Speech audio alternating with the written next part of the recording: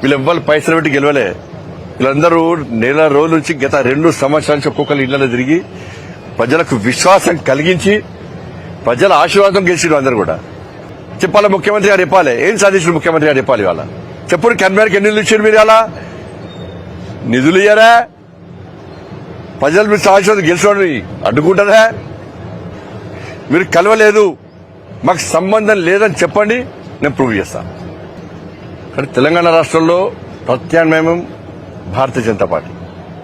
వాళ్ళ రాష్ట్ర పార్టీ రామచంద్ర గారు ఫోన్ చేసి సంజయ్ నీ వెనక నేనున్నా, నువ్వు ముందు పో అని చెప్పి నాకు సపోర్ట్ చేశారు. నాకు మా కిషన్ రెడ్డి గారు క్యాంపుకి వచ్చి ఇదే అగ్రెసివ్గా పో, నీ వెనక నేనున్నా అని చెప్పన్నాడు.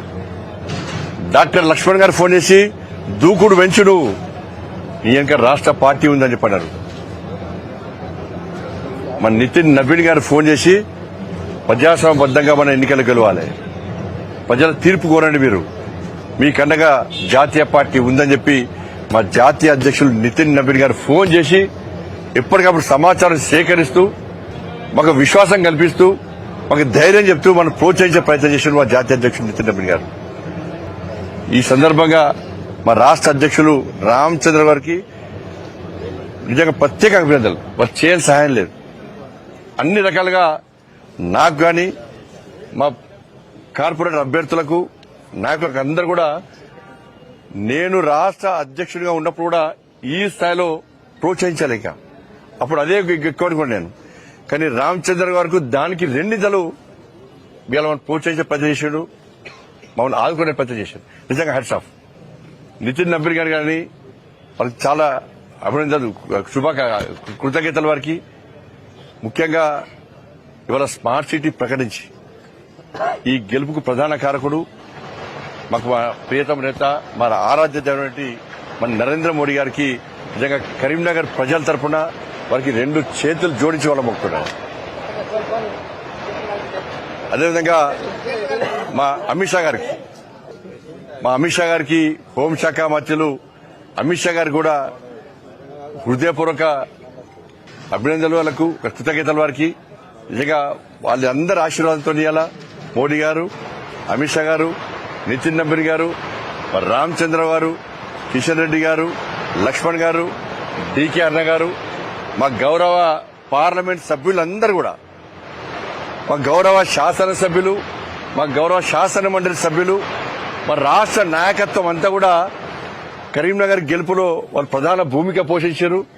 ఎప్పటికప్పుడు మాకు సూచనలు సలహాలు ఇస్తూ అందరు కూడా సలహాలు ఇస్తూ మళ్ళీ ఈ గెలవడానికి ప్రధాన కారకులయ్యారు. ఇతర మండలాల నుంచి ఇతర జిల్లాల నుంచి కూడా కార్యకర్తలు కష్టపడి పనిచేశారు. మా గెలుపు కోసం వాళ్ళు ప్రయత్నం చేశారు. వీటన్నిటికీ ముఖ్యంగా కరీంనగర్ ప్రజలు ఇవాళ మమ్మల్ని ఆశీర్వదించారు. వారందరూ కూడా హృదయపూర్వక ధన్యవాదాలు తెలియజేస్తూ తప్పకుండా కరీంనగర్ అభివృద్ధికి కట్టుబడి ఉన్నాం. రాజకీయాలకు అతీతంగా ఈ కరీంనగర్ అభివృద్ధి లక్ష్యంగా మేము ముందుకు పోతాం. విమర్శలు ప్రతి విమర్శలు కాకుండా రాజకీయ ఎజెండా పక్కబెట్టి అభివృద్ధి లక్ష్యంగా మేము ముందుకు పోతాం. దాంతోపాటు సహకరించినటువంటి మీడియా మిత్రులకు, ఈ ఎన్నికల్లో భాగస్వామ్యమై కష్టపడి పనిచేసినటువంటి అన్ని శాఖల సిబ్బంది, పోలీస్ సిబ్బంది అందరు కూడా, ప్రతి ఒక్కరు కూడా భారతీయ జనతా పార్టీ తరఫున హృదయపూర్వక కృతజ్ఞతలు. అంటే ఇప్పుడు కాంగ్రెస్ పార్టీ బీఆర్ఎస్ బయటకు రావడం వెనుక బీజేపీ పాత్రే. కాంగ్రెస్ నుంచి బీఆర్ఎస్ బయటకు వచ్చి వాళ్ళ తటస్థంగా వ్యవహరించడం పట్ల బీజేపీ ఏం పాత్ర పోషిస్తుంది? నేను చెప్తున్నా కదా, కార్పొరేటర్లు వాస్తవాలు గ్రహించారు, కానీ వాళ్ళ ఆది నాయకత్వం గ్రహించలేకపోయింది.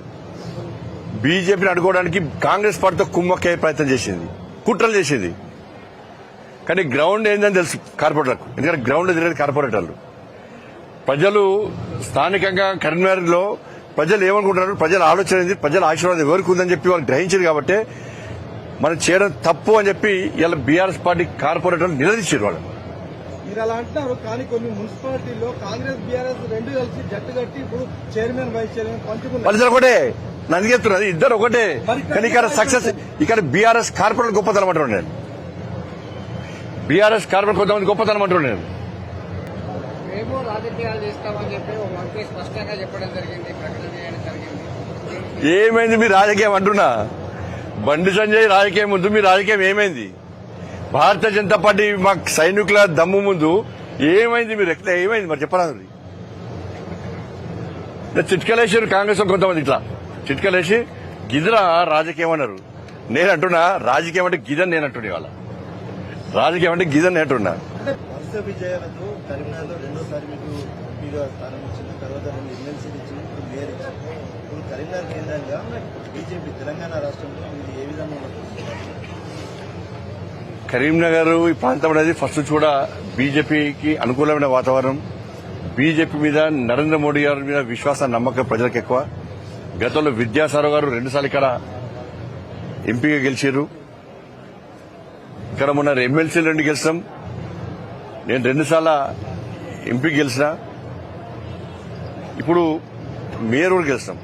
కానీ ప్రజల విశ్వాస నమ్మకం ఇవాళ మా మీద ఉంది కాబట్టి ఇంకా ఇదే ఉత్సాహంతో ఇంకా దూకుడుగా పనిచేస్తాం, అగ్రెసివ్ గా పనిచేస్తాం.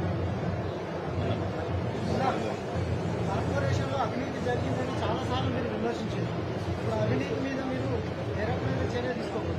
పక్కా ఇప్పుడు ఇక దాని మీద మా మేయర్ గారు మాడతారు, డిప్యూటీ మేయర్ గారు మాడతారు. అది కూడా నేనే మాడితే మీరు రేపే అంటారు బండి సంజయ్ వచ్చి ఆజమాయి షరాయిస్తున్నారు అంటారు. కాబట్టి పాలకవర్గం మా వాళ్ళందరూ కూడా నీతివంతులు. మేమంతా నీతివంతులను గెలిపించిన ప్రజలు. కాబట్టి మేయర్ గారు, గౌరవ మేయర్ గారు, గౌరవ డిప్యూటీ మేయర్ గారు ఉన్నారు, మా పాలకవర్గం, మా కార్పొరేట్ గౌరవ కార్పొరేట్లు అందరు ఉన్నారు. వాళ్ళందరూ కలిసి కూడా అవినీతికి ఆస్కారం లేకుండా, అక్రమాలకు ఆస్కారం లేకుండా కరీంనగర్ ప్రజలను కాపాడడం, కరీంనగర్ను అభివృద్ధి చేయడం లక్ష్యంగా ముందుకు పోతాం. ఏదైనా అవినీతికి ఎట్టి మనం వ్యతిరేకం. అవినీతి చేసిన అవినీతికి పాల్పడడం వదిలిపడే ప్రసక్తే లేదు.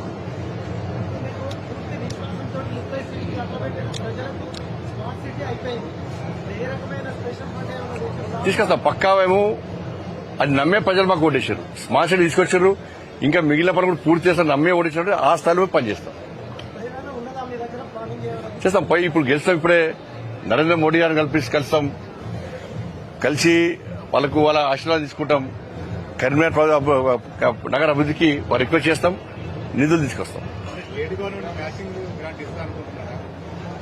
ఇవ్వకుండా మెడల్ వాడతాం. రిక్వెస్ట్ లేదు, డిమాండే. మొదటిదాకా రిక్వెస్ట్ ఉండే వాళ్ళ కుట్ర చూసినాక వీళ్ళకి అభివృద్ధి ముఖ్యం కాదు, వీళ్ళకి అధికారం ముఖ్యమని చెప్పిస్తాం. డిమాండే. లేకపోతే మాకు 35 మంది మా సైనికులు ఉన్నారు. గల్లీలో చెప్తాం, ఇగో కేంద్ర ప్రభుత్వము కరీంనగర్ అభివృద్ధి కోసం ఈ నిధులు ఇచ్చింది, రాష్ట్ర ప్రభుత్వం వాటా ఇస్తలేదు, పక్కా చెప్తాం. మేము చేసే చెప్తాం, రాష్ట్ర ప్రభుత్వం చేదు కూడా చెప్తాం.